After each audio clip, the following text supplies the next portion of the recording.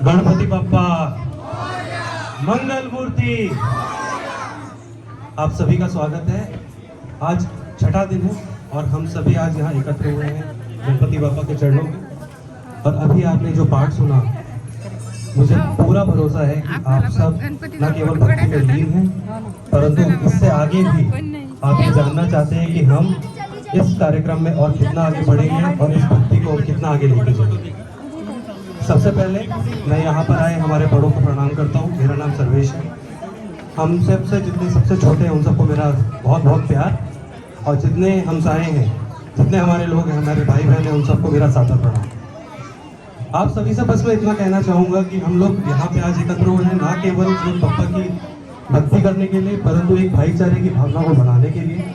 हम चाहते हैं कि हम सब एक रहें, एक साथ रहें और आगे बढ़ के जिस निमित्त इस गणपति विसर्जन का आयोजन पिछले 119 साल से चलता आ रहा है, जो सार्वजनिक गणपति का उत्सव, उसको उसी भावना से मनाया जाए। इसी से मैं आगे बढ़ते हुए आप सबके समक्ष 2 मिनट की जो बप्पा की कहानी है उसको आगे बढ़ाते हुए एक छोटी सी कहानी भी नहीं कहूँगा, बस इतना कहूँगा गणपति बप्पा को और अच्छे से जानने का एक छोटा सा निमित्त जो मेरे हाथ में आया है उसको आगे बढ़ाने का एक छोटा सा प्रयास है।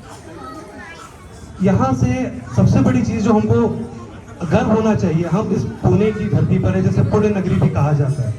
और पुणे की जो इस धरती है, इसकी सबसे बड़ी खासियत ये है कि गणपति के इतने रूप, अष्ट विनायक हमारे आसपास हैं।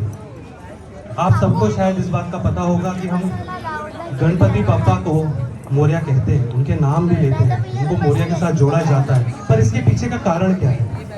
क्या केवल ये है कि वो मयूर की सवारी करते हैं इस वजह से हम मोरिया जोड़ते हैं, या फिर इसमें एक भक्ति भाव और एक भक्त, इनका आपस में एक रिश्ता है जिसको जोड़ने की कोशिश की गई।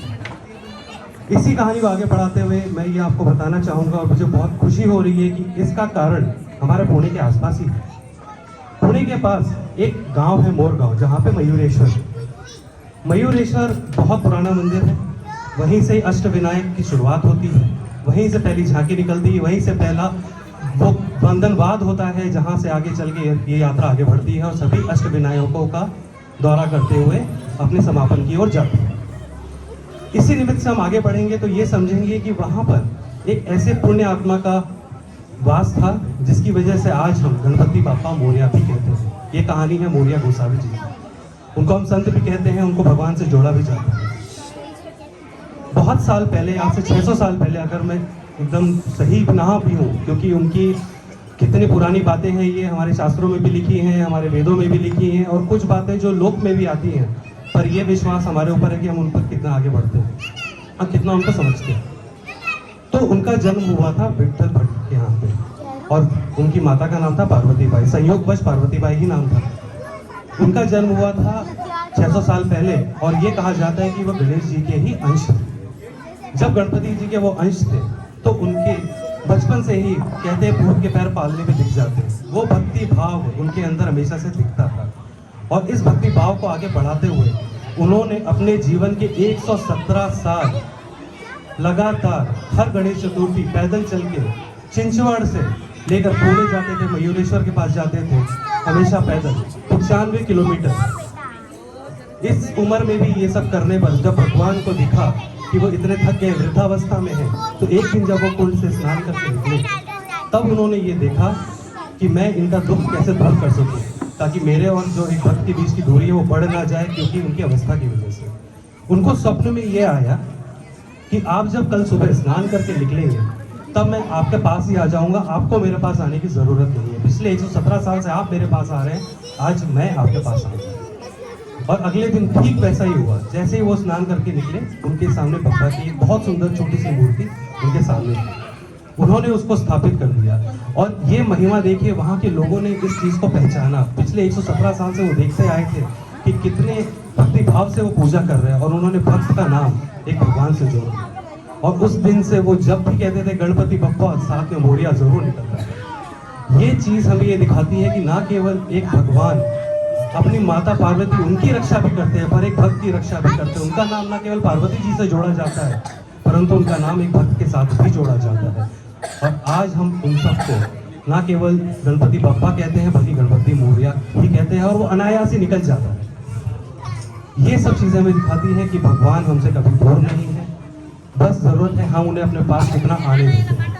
इसी के साथ मैं अपनी इस कथा को समाप्त करता हूँ और ये उद्घोष करना चाहूँगा उन संत मोरया गोसावी जी का, और उनको आदर अपने समर्पित करना चाहूँगा। तो जोर से बोलो गणपति बप्पा मंगल मूर्ति। अच्छा, एक आखिरी सुना यहाँ प्रथा है कि एक गिफ्ट हमें जरूर देना होता है एक सवाल पूछ के। तो एक छोटा सा सवाल मैं आपसे पूछना चाहूँगा कि हम जानते हैं सार्वजनिक गणपति का उत्सव जो है काफ़ी सालों से मनाया जा रहा है। बहुत छोटा सा एक प्रश्न रहेगा मेरा, सबसे पहले इसकी शुरुआत सार्वजनिक गणपति की किसने की थी, किस कारण से की थी और कहाँ से की थी?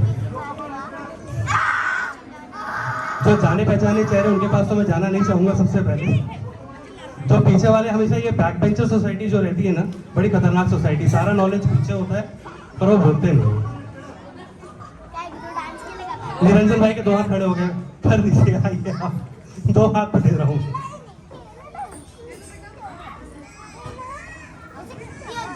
देसाई का भी है इधर जी, बिल्कुल सही। और किस कारण शुरू किया? एक मिनट में याद हो, देसाई का उधर में याद हो।